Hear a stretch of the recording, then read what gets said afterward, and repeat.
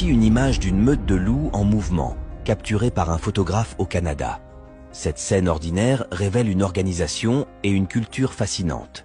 La meute est divisée en 5 sections. Contrairement aux idées reçues, le loup en tête n'est pas le chef.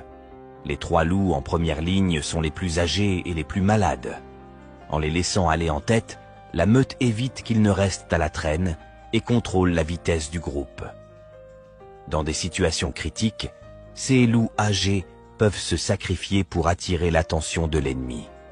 Viennent ensuite les 5 loups les plus forts et les plus résistants, responsables de la sécurité de la meute. En cas d'attaque, ils protègent le flanc avant. Le deuxième niveau est composé des femelles et des jeunes, le groupe le plus vulnérable.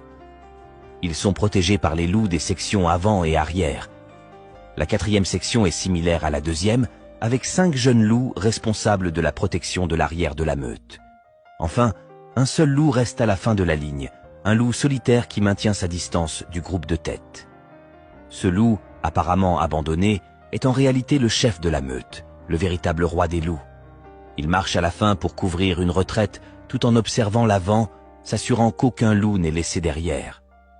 En observant cette organisation, on réalise l'intelligence et la cohésion des loups à l'opposé des humains où le chef est toujours en tête et les